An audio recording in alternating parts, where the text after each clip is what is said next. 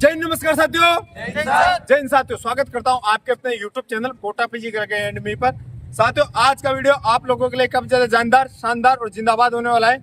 आज का वीडियो है स्पेशल डॉक्यूमेंट्स को लेकर कि आप जब भी आर्मी रैली भर्ती देने जाओगे तो आपको वहां पे कौन कौन से डॉक्यूमेंट्स की जरूरत पड़ेगी। क्योंकि साथियों, बहुत ज्यादा भाई लोगों के कॉल आ रहे थे, यूट्यूब पे कमेंट आए थे कि सर एक बार आप लोग हमें बता दीजिए कि कौन कौन से डॉक्यूमेंट्स हमें वहां पे लेके जाने। और सबसे ज्यादा जो बंदों के जो डाउट है वो है कि कौन सा डॉक्यूमेंट्स कहाँ बनेगा और कौन सा डॉक्यूमेंट्स कितना पुराना होना चाहिए। तो आज इस वीडियो के माध्यम से ये आपके तमाम प्रकार के डाउट मैं क्लियर करने वाला हूँ, इसलिए आप लोग वीडियो में अंत तक बने रहना और वीडियो को उन भाइयों तक जरूर शेयर करना जो अपना रिटर्न एग्जाम दे के आए और सेकंड पेज में अपना फिजिकल देने वाला है। यस कि नो? फौजी बनोगे? चलिए, सबसे पहले तो साथियों आपको जरूरत पड़ेगी आपका एडमिट कार्ड। कौन सा एडमिट कार्ड? ये वाला। ये वो वाला एडमिट कार्ड नहीं जो आपका रिटर्न एग्जाम के लिए है। जैसे आपका रिटर्न एग्जाम क्लियर होगा और आपका फिजिकल के लिए जब भी लिस्ट में नाम आएगा तो इंडियन आर्मी के ऑफिशियल साइट पर ये दूसरा एडमिट कार्ड आएगा, ऐसा वाला। तो ये वाला आपको ओरिजिनल एडमिट कार्ड ले जाना है।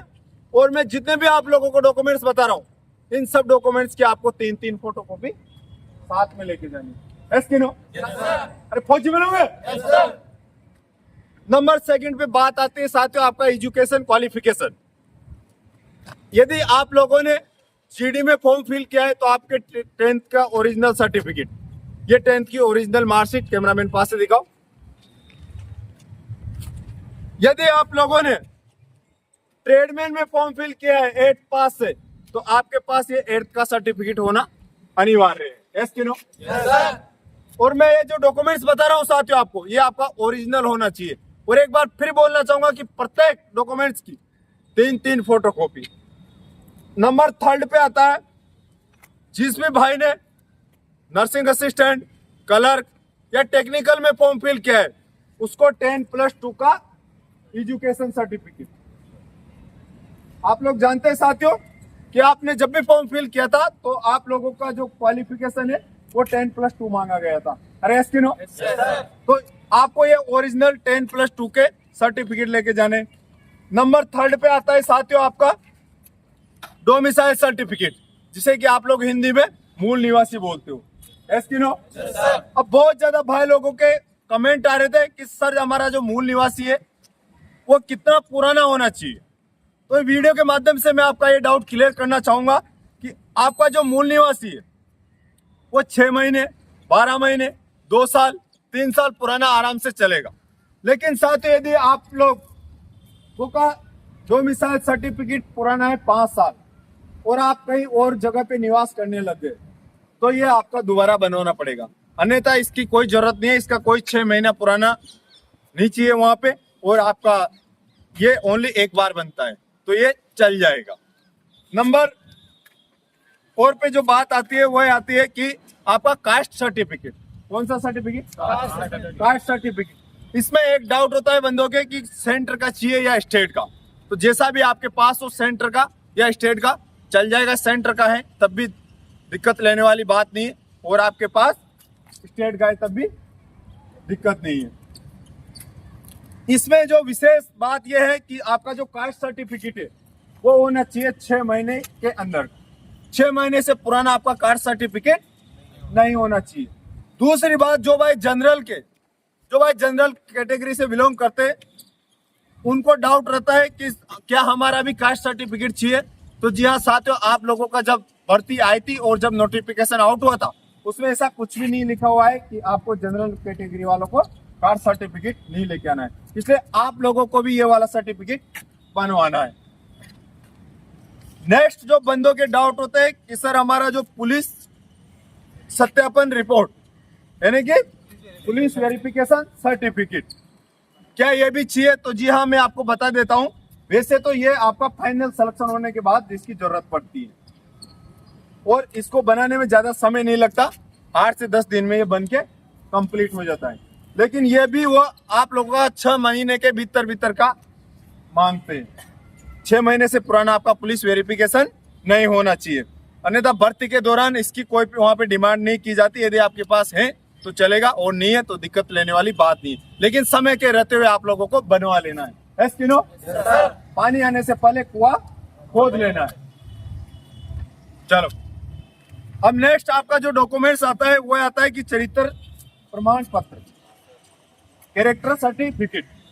ये साथियों आपने जिसमें स्कूल में शिक्षा ग्रहण की है, 8th की या 10th की या 12th की, उस स्कूल में जाइए और वहां का जो अध्यापक है वो आपका इसको बना देगा। ये फॉर्म आप 10 रुपए का फॉर्म ई मित्र से लीजिए और ये सील मोहर इस पे लगवा लीजिए, जिसमें आपका ये होगा कैरेक्टर सर्टिफिकेट। ये 2 बनते हैं साथियों, एक तो बनता है टीचर के द्वारा, दूसरा बनता है सरपंच के द्वारा।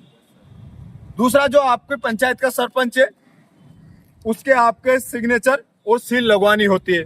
तो ये आपको 2 बनाने, एक तो स्कूल वाला और एक पंचायत वाला। नेक्स्ट आपके पास जो सर्टिफिकेट है वो अनमेरिड सर्टिफिकेट। कौन सा सर्टिफिकेट? ये साथियों ये भी आपको आपके सरपंच के द्वारा, या आप किसी सिटी से बिलोंग करते हैं तो आपका पार्षद के द्वारा इसको बनाया जाएगा। ये आप 10 रुपए का ई मित्र से फॉर्म लेके और ये बनवा लेना। ओके। नेक्स्ट आपका आता है एपिडेविट। कौन सा? ये एपिडेविट आपको वकील के द्वारा इसमें नोटरी की जाती है और ये 50 रुपए के स्टाम्प पे आपको एपिडेविट बनवा लेना है। नेक्स्ट जो बात करें वो फोटो की, तो आपके पास कम से कम 20 फोटो होना चाहिए। कितने?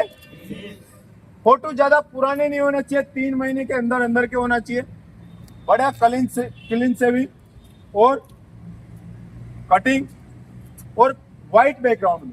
कौन से बैकग्राउंड में? व्हाइट बैकग्राउंड में आपका फोटो होना चाहिए, अच्छे से आपकी शक्ल मैच होना चाहिए। ये नहीं है कि बहुत पुराना फोटो है वहां पे शक्ल मैच नहीं कर रही तो वो लोग हो सकता है आपको निकाल दे, क्योंकि आर्मी के रूल थोड़े ठप होते हैं। तो आपको इस चीज का विशेष ध्यान रखना है। नेक्स्ट आपका आईडी के तौर पे आता है या तो आधार कार्ड या पैन कार्ड। क्या? दोनों में से आप लोगों के पास एक होना चाहिए। आपका जो एंट्री में जो डॉक्यूमेंट्स मांगा जाता है वो आधार कार्ड, फोटो और मूल निवास, ये मांगा जाता है।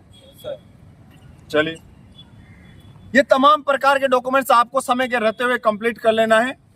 ये नहीं कि पानी आने के बाद हम पाल बांधे, ऐसा काम नहीं करना है।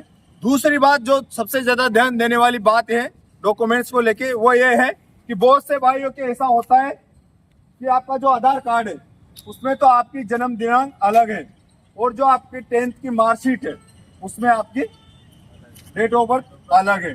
तो किसी भाई की अगर ऐसी त्रुटि हो, या बहुत से के पिताजी के नाम में गलती होती है, पिताजी के नाम में उस पे पीछे सरनेम लगा हुआ है और आधार कार्ड में सरनेम नहीं लगा हुआ, ऐसे भी बहुत से भाई लोगों के कॉल आते रहते हैं मेरे पास। तो ये भी आपको समय के रहते हुए सही करा लेना है। दूसरी बात है, जो आपका फर्स्ट चरण में हो चुका है रिटर्न एग्जाम, अब सेकंड चरण में आपका होगा फिजिकल। तो जिस भी भाई के 30 से 32 क्वेश्चन बैठ रहे, कितने? उसको बिल्कुल भी डाउट रखने की जरूरत नहीं है और समय के रहते हुए अपनी तैयारी स्टार्ट कर देनी है। दोनों टाइम ग्राउंड में पसीना बहाना है।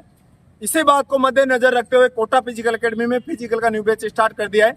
जिस भी भाई को कोटा फिजिकल एकेडमी ज्वाइन करनी हो तो वो दिए गए नंबर 9610056707 पर कॉल करके संपूर्ण जानकारी प्राप्त करें और अभी के अभी कोटा फिजिकल एकेडमी ज्वाइन करें। आई होप वीडियो कंटिन्यू अच्छा लगा होगा। वीडियो कंटिन्यू अच्छा लगा हो चैनल को सब्सक्राइब करना, वीडियो को शेयर करना और अच्छे से रहिए, अपना और अपनों का ख्याल जरूर रखिए। भारत माता की जय।